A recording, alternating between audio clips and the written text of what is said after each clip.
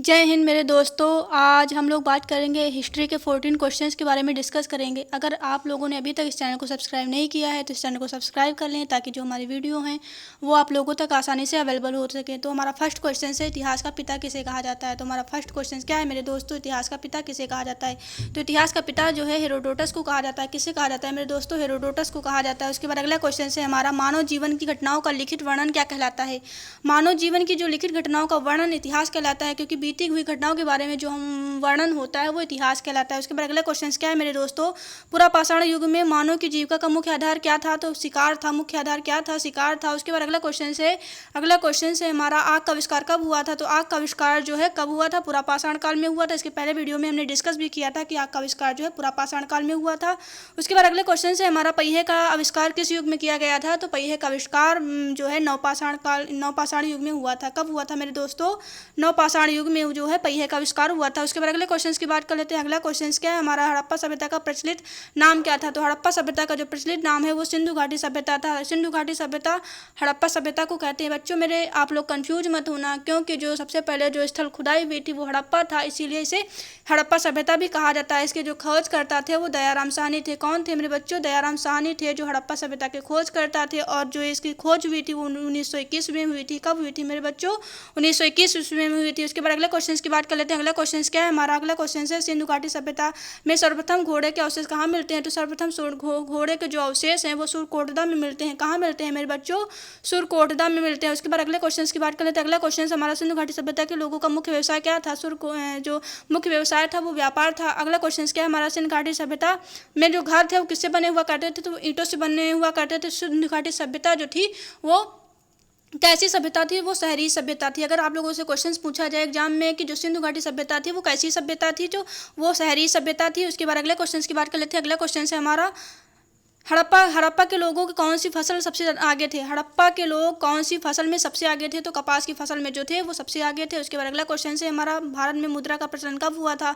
तो भारत में मुद्रा का प्रचलन जो है 600 BC में हुआ था। कब हुआ था मेरे बच्चों, 600 BC में हुआ था। उसके बाद अगले क्वेश्चन की बात कर लेते हैं। अगला क्वेश्चन क्या है, किस शासक ने अवंती को जीतकर मगध का हिस्सा बना लिया था। तो शिशुनाग ने जो है अवधि को जीतकर मगध का हिस्सा बना लिया था। शिशुनाग जो है शिशुनाग वंश का शासक था। शिशुनाग जो है शिशुनाग वंश का शासक था। उसके बाद अगले क्वेश्चन की बात कर लेते हैं। अगला क्वेश्चन है हमारा, 6ठी सदी में भारत का सबसे शक्तिशाली राज्य कौन सा था। तो मगध था। मगध जो था 6ठी शताब्दी में 16 जनपदों में विभक्त हुआ था, जिसमें मगध जो था उसका एक सबसे शक्तिशाली राज्य हुआ करता था। उसके बाद अगले क्वेश्चन की बात कर लेते हैं। अगला क्वेश्चन क्या है हमारा दोस्त, अगला क्वेश्चन है हमारा, किस शासक को सेनिया नियमित व स्थायी सेना रखने वाला कहा जाता है। तो बिंबिसार को कहा जाता है। बिंबिसार को जो है नियमित व स्थायी सेना रखने वाला कहा जाता है। बिंबिसार जो है हर्यक वंश का संस्थापक था। हर्यक वंश का संस्थापक कौन था मेरे दोस्तों, हर्यक वंश का संस्थापक जो है बिंबिसार था। उसके बाद अगले क्वेश्चन की बात कर लेते हैं। अगला क्वेश्चन से हमारा 15, गृहपति का अर्थ क्या होता है। तो गृहपति का अर्थ होता है धनी किसान।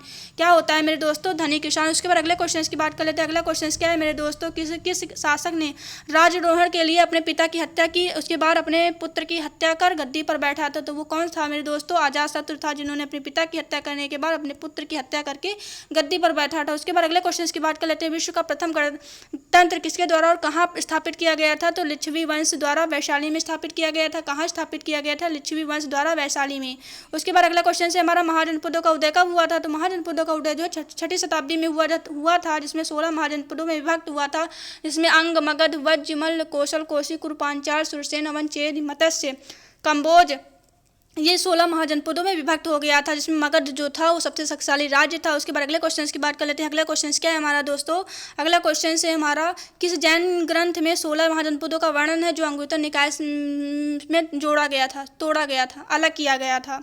तो भगवती सूक्त में, भगवती सूक्त को जो है अलग किया गया था। उसके बाद अगले क्वेश्चन की बात कर लेते हैं। अगला क्वेश्चन क्या है मेरे दोस्तों, भारत में पहला यूरोपीय आक्रमण किसके द्वारा किया गया था। तो यूनानियों के द्वारा किया गया था। किसके द्वारा किया गया था मेरे दोस्तों, यूनानियों के द्वारा किया गया था। अगर यह वीडियो आप लोगों को पसंद आ रहा हो तो इस वीडियो को लाइक करें, सब्सक्राइब करें और ज़्यादा से ज़्यादा शेयर करें। उसके बाद अगला क्वेश्चन क्या है मेरा, समुद्र के रास्ते में भारत कौन आया था। समुद्र के रास्ते से भारत कौन आया था। तो समुद्र के रास्ते से भारत जो है वास्को डी गामा आया था। कब आया था मेरे दोस्तों, अगर एग्जाम में क्वेश्चन पूछा जाए कि कब आया था, तो 1498 ईस्वी में आया था। एक पुर्तगाल का निवासी था। उसके बाद अगले क्वेश्चन की बात कर लेते हैं। अगला क्वेश्चन हमारा है, किसने भारत और यूरोपीय के बीच नए समुद्र मार्ग की खोज की थी? तो जो था वास्को डी गामा, जिसने समुद्र मार्ग से खोज की थी, वास्को डी गामा था। कौन था मेरे बच्चों? वास्को डी गामा था।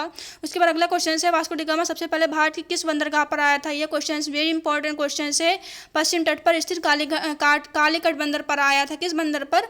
पश्चिमी तट पर स्थित कालीकट बंदरगाह पर। उसके बाद अगला क्वेश्चन है हमारा 24, भारत में पुर्तगाली वायसराय बनकर कौन आया था? तो 1505 ईस्वी में फ्रांसिस्को द अल्मेडा आए थे। फ्रांसिस्को द अल्मेडा जो है सब 1505 ईस्वी में आए थे। उसके बाद अगला क्वेश्चन क्या है मेरे बच्चों? अगला क्वेश्चन है हमारा, पुर्तगालियों ने अपनी व्यापारिक कोठी कहाँ खोली थी? तो कोचीन में खोली थी। कहाँ खोली थी मेरे दोस्तों? कोचीन में खोली थी। कहाँ पर? कोचीन में।